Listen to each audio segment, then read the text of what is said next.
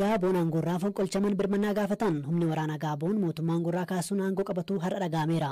Fonqolchi kun osoo fonqolchi biraa Nijeeritti dhaqqabee furuuf mootummoonni Afrikaa yaalanii dhagahame. Pirezidaantiin biyyattii Ali Bongo loltoonni biyyattii wayita aangoo qabate kanatti deeggarsa gaafataniiru. Namoonni guutuu addunyaarra jiran waa'ee dhamuu isaanii akka dubbataniif waamicha kan dhiyeessan. Namoonni hedduun garuu karaatti ba'anii aangorraa buufamuu isaaniin gammadaa jiru. Hirphaa gammachuu gabaasa qaba. Ali Bongo, President of Gabon. Ani Pirezidaantii Gaaboon Ali Bongooti. Michuuwwan keenya addunyaarra jirtan maraaf ergaan dhaamuun qaba. Nuuf iyyaa maatiin koo fi ilmi koo bakka ta'e jirta. Ani mana jireenyaa koo keessan jira. Ammaaf mana jireenyaa koo keessan jira. Homtuu wanta haaraa raawwatamaa hin jiru. Wanta gochuu qabu garuu hin beeku. Nothing is happening. I don't know what's going on. Kana kan dubbatan Pirezidaantii Gaaboon aangorraa buufamuun mana jireenyaa isaanii keessatti ugguraman. Humni waraanaa Gaaboon bara bulchiinsa mootummaa biyyattii goolabuun ofii aangoo dhuunfachuu karaa foddaa televezyiinii biyyattii beeksise. Fonqolcha mootummaa kan hordofuudhaan Jeneraalli waraanaa biyyattii Pirezidaant Ali Bongo soorama bahanii jedhe. Jeneraalli eegduu Pirezidaantichaa Biraayis Oligui Nuguweema jedhamu hoogganaan Gaaboon soorama bahanii akkuma lammii Gaaboon kamiittuu mirga isaa hundatti gargaaramaa jira jechuun gaazexaa Faransaay Le Monde jedhamutti hime. Roobii har'aa kana ganama loltoonni 12 karaa foddaa televezyiinii mul'achuudhaan bu'aa filannoo torbee darbe biyyattiin gaggeessite akka haqanii fi mootummaa duraan tures kana booda akka hin jirre himaniiru.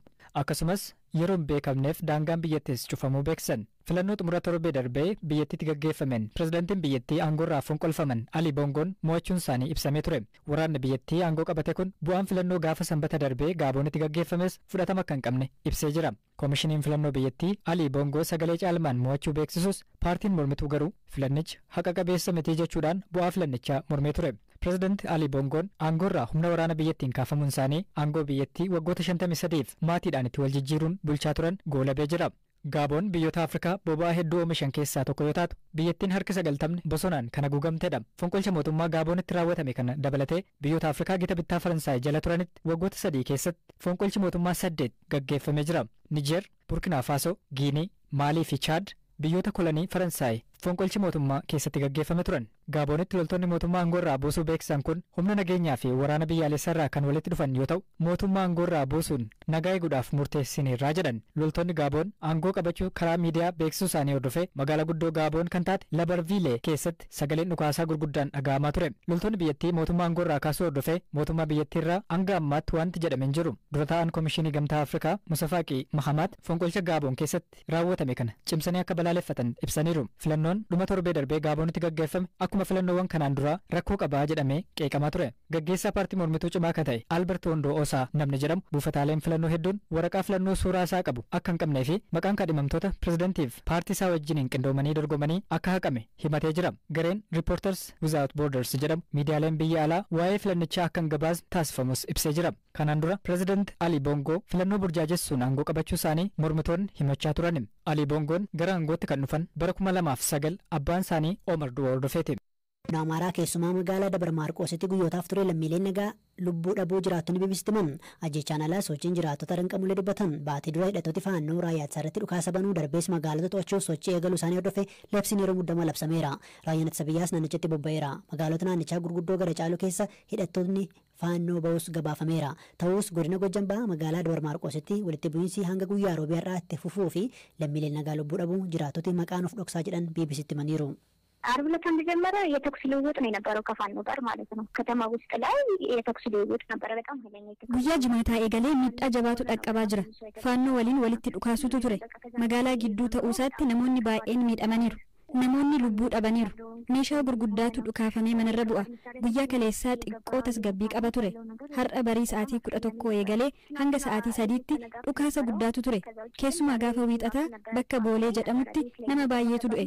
Bataskaanatti dhaabbannee galateeffachuu hin dandeenye ture. Gara manaa galaa jedhamne.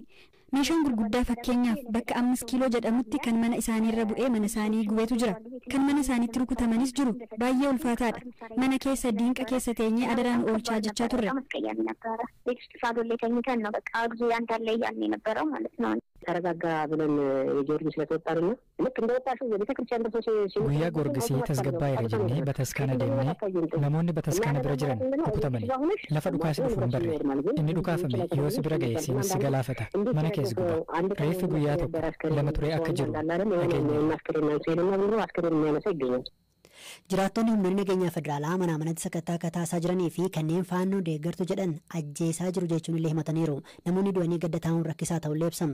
Ogeessi fayyaa hospitaala ispeeshaalaayizidii Dabra Maarqoositti hojjetanii fi maqaanaaf dhoksaa jedhan namoonni miidhamanii gara hospitaalichaa dhufan akka jiran himaniiru. Lakkoofsaan garuu ibsuuf akka rakkatan himan. Jiraattonnis namoonni du'u malee lakkoofsaan ibsuu akka hin dandeenye himaniiru. Odeeffannoo dabalataa argachuuf BBC'n qaamota dhimmichi ilaalutti bilbiluus hin milkoofne. Dhaabbati biyyoota gamtoomanii eega baatee adoolessaa naannoo Amaaraatti walitti bu'iinsi humnoota mootummaa fi hidhattoota faannoo gidduu eegalee yoo xiqqaate lubbuun namoota 180 darbuu himuun ni yaadatamu. Nuttan darbaa dhimmi ka'umsa mindaa hojjettootaa jechuunis minimum wage akka qoratamu ministeera muummee Abiy Ahmed aangawoota mootummaatti kallattii dabarsan. Guyyaarraa bulchaan Itoophiyaa bakka buutota hojjettoota Itoophiyaa waliin yeroo wal arganitti kana jedhu pirezidantiin konfedereeshinii waldaalee hojjettoota Itoophiyaa obbo Kaasaahun Foolloo BBC'tti himaniiru. Dhimmoota ijoo kaasanii fi deebii argatan gaafadheera. Tokkoffaan haala qala'iinsa jireenyaa ilaalchisee baay'ee hojjetaan akka inni rakkataa jiru wanti nyaatan waan itti nyaataa ta'u wanti hundumtuu wanti nyaatan ol ka'ee jira. Kunis immoo hojjetaa irratti baay'ee dhiibbaa uumaa jira.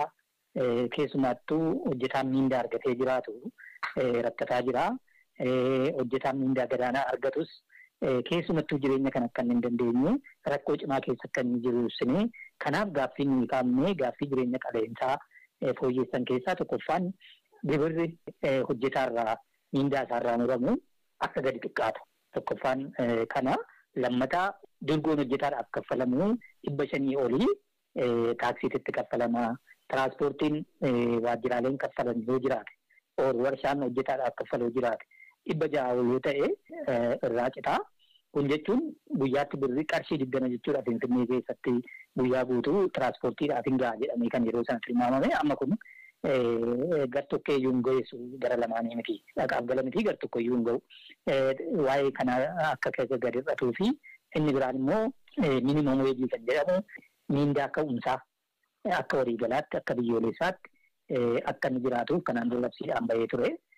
Labsiin kun immoo kan jedhu minimum weejiin kuni boordiitu dhaabbateetu boordiitu kana murteessa. Boordiin kun immoo dambii manni ministeerotaa baasuun manni maree ministeerotaa baasuun dhaabbata kan jedhudha. Kunis hin dhaabbanne ammoo tokkoffaan kun akka inni dhaabbatee gara hojiitti akka inni galuu fi qorannoo irratti hundaa'ee minimum weejiin kun akka inni murtaa'uuf hojjetaan akka inni rakkoo irra jirudha. Kana kan dhiyeessine. Amma dhimma qaala'insa jireenyaa beennaa hawaasis hojjettoonni mootummaas baay'ee rakkatu. Ifatti mootummaan akka hojjettootaaf miindaa dabalu wanni gaafatan jira.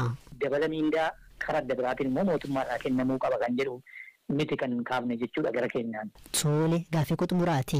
Amma kana dura komii dhiyeessaa turtan guyyaa dafqaan bultootaallee kabajuuf dhorkamnee komeedhuu kana dura dhageessaa turtanii ammatti ministeera muummee bira dhiyaattanii isaan qofaa miti immoo hooggantoonni mootummaa olaanoo kaanis jiru. Isaan ofitti waamanii mareetuun keessan tarii gaaffiin keenya akka deebi'uuf waan akeekuudha akka waan gaariitti ilaaltanis. Dhugaa dubbachuudhaaf muummicha ministeeraas galateeffachuun barbaada. Gaaffii keenyas fudhatanii fudhachuu bichaa miti warruma ministeerota olaanaa achi jirutti kallattii laatanii yeruma sana iyyuu jechuudha. Rakkoo hojjetaatti akka poozitiivitti fudhatanii gara fuulduraatti waliin akka hojjetamuu qabus waadaa nuu galanii dhimmooleen nuyi hin kaafne kan ammoo akka inni irratti hojjetamuuf warruma achi jiruuf kallattii kennaniiru jechuudha. Qondaaltota mootummaa warruma ministeerota achi jiruun kallattii kennaafii turan achuma ta'anii jechuudha. Kanaaf marii qofa osoo hin taane kallattii kennaniiruudhaadha. Warra achi jiruuf warra dhimmisaa laallatuuf. Tole ulfaadhaa Obbo Kaasaahun. Itoophiyaa keessatti dhiibbaan namoota siyaasaa irratti cimee itti fufeeraa jechuun dura ta'an Koongiresii Federaala Oromoo Profeesar Mararaa Guddinaa komatan. Tibbana itti aanaan isaanii Obbo Baqqalaa Garbaa haala hamaatu biyya keessa deemaa jira jechuun itti gaafatama dhaabicha keessa qaban irraa akka gadhiisuuf murteessan BBC'tti himaniiru. Dhaabichi guyyaarraa ibsa baaseen gaaffii Obbo Baqqalaan gadhiisuuf dhiyeessan akka fudhatu ibseera. Gumaacha isaaniifis galata ibse.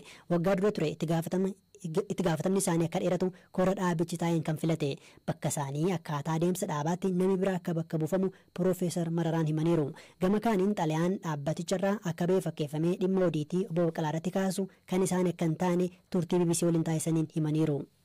Biyyatti deebi'ee hojjechuun danda'u jedhee ibsateera. Kana jala waan goonuu qabnu fudhachuu malee jechuu kooti. Kanaaf xalayaan akka waan odiitiin osoo hin godhamnee jedhamee faa barraa'e akka deebistu waan jedhu yan keessanii miti. Ni keenya miti. Murtee isaanii san akkamiin laaltan isin eegdanii turtanii?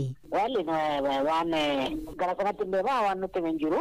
Garuu dhiibbaan biyya kanatti bal'atee deemaa ture deemaa jira. Kan namni biyya abbaattis hin miidhama bosonattis hin miidhama waan akkasiiti. Kana dura miidiyaa biyya keessa firoo dubbattaniin dhagee dhimma Jawaar Mohammadis waan kaastanatti fakkaata. Jawaaris yaaddo akkasii qaba akkasii.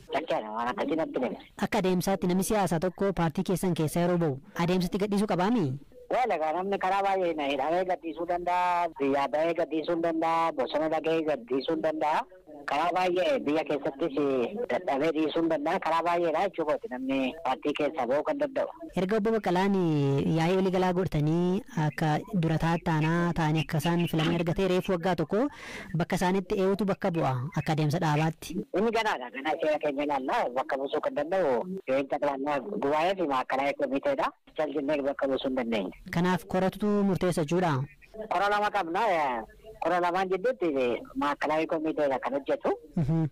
Korri immoo waggaa sadiin deema gara waggaa lama tafa. Ijaa kanaa seeruma keenya ilaalleetu waan goonu goone. Hayyee guddaa galatuma Profeesar. Mootummaan yaada paartileen morkattuu dirreen siyaasaa dhiphate jechuun irra deddeebiin dhiyeessan kana dura akka hin fudhanne ibsaa turuun ni yaadatama.